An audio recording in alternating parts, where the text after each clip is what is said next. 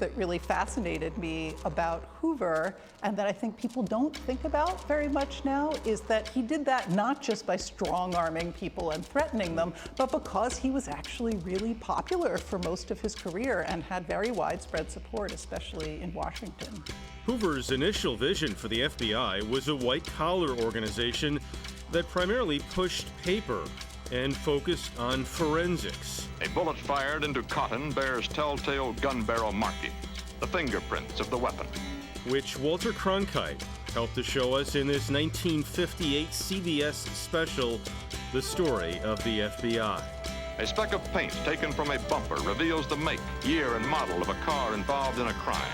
But violence eventually led FBI agents to respond in kind. From mafia battles, to rooting out enemies at home during World War II, to navigating the civil rights movement, J. Edgar Hoover had his hand in all of it. They seek to weaken law enforcement in every conceivable manner. Born January 1st, 1890, John Edgar Hoover lived in Washington, D.C. his entire life. His dad battled lifelong depression. Hoover's mother was his rock. We are establishing the office here for the purpose of enhancing efficiency. Prior to this time, it has been covered out of New Orleans and out of Memphis. And obviously, there are vast distances that have to be covered from those two headquarters offices when matters arise in Mississippi, so that we have decided to open the office here not only to save money, but to give better service to the people of Mississippi and to the federal government in the carrying out of our mutual responsibilities. King led a march on Washington, delivering his famous "I Have a Dream" speech to a crowd of over 250,000 people. The event caused Hoover to focus on King himself as a threat to national security, and he authorized the wiretapping of King's home and office. While racial violence continued to engulf the South, President Kennedy was shot and killed in Dallas, Texas, on the 22nd of November 1963. The FBI claimed that as a result of its surveillance, it had found that King was having several extramarital affairs and participated in sex parties, reports that Hoover shared with Congress off the record. When the Johnson administration expressed fears that Hoover's innuendos would imperil the president's civil rights agenda, Hoover backed off. As much as anything else, Hoover is known for his career-long hatred of communism. Communists have been, still are, and always will be a menace to freedom, to democratic ideals, to the worship of God, and to America's way of life. One intelligence agency tried to peel this man's mind back to reveal its deepest secrets. Dog, I lived through it. I lived through it. This man worked on some of these programs. He would write of his work, "It was fun, fun, fun." This is the story of the search for mind control. Addictions to certain types of behaviors or avoidance behaviors even, that in the case of addiction, there has to be a tremendous kind of full-scale campaign for them to be able to intervene in their behavior. So for those of you that are thinking about bad habit breaking in the context of addictive type behaviors, definitely check out that episode. Addiction does employ some of these principles around habit making and habit breaking, as it were.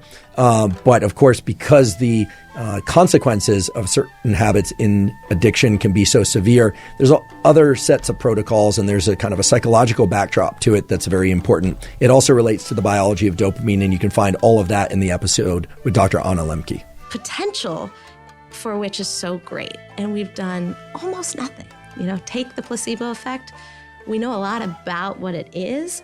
We've done almost nothing to leverage that in medicine, consciously and deliberately. So what keeps me going, what gets me through the hard times is just that burning question of what is going on here and what more can I do with the power of my mind? Some of you are probably asking, okay, if I perform a particular habit during phase 1, and then I do other habits during phase 2, and I eventually get to the point where I'm engaging in those habits in a pretty effortless way, do I keep them in the same phase of the day? And the good news is, the literature says it doesn't matter. And in fact, moving that particular habit around somewhat randomly can actually be beneficial to you, because actually moving it from one time of day to the other is that context independence that we really are seeking. By being able to do the same thing that we want to do regardless of time of day or circumstances, that's how we know that we've achieved a real habit formation. That's how we know that the habit has been moved into certain components of our neural circuitry that just allow us to do it what seems like reflexively. Are any of those individuals still active here or elsewhere in the world? Is there any other evidence that's sitting in a box somewhere or, locked up, and work from that new information to learn what you got wrong, to learn how to not get it wrong again? But I'm open to that. And I think that it's our responsibility, especially when we're seeing that we have a government that is actively blocking information from us. Just last night, I tried to get an amendment onto the National Defense Authorization Act that fit in the germaneness of that bill to have UAP disclosure. And conveniently, it was named non-germane, mostly deemed by staff, not even an elected official. This is the kind of stuff that we repeatedly see. Last year, we were blocked by someone in House administration from being able to receive a full briefing from Arrow. So not an elected official, but someone in staff blocked us. And I've had it. Enough is enough. We have given the computer rules for determining reasonable behavior, and we have also given the computer rules for modifying those rules. For example, we have an inebriation factor, which controls the actions of the robber depending upon how much he has had to drink. The more the robber has to drink, the more inebriated he will become, so that he becomes less and less intelligent in his behavior. Notice that the computer is still being intelligent and not violating physical rules, but the character of the actor is changing as he becomes more and more inebriated. And that is one of the main points that we're trying to show here, is that intelligent behavior is rule-obeying behavior, and there is no black magic about doing these things on machines. It's marvelous to do them on machines, but far from miraculous.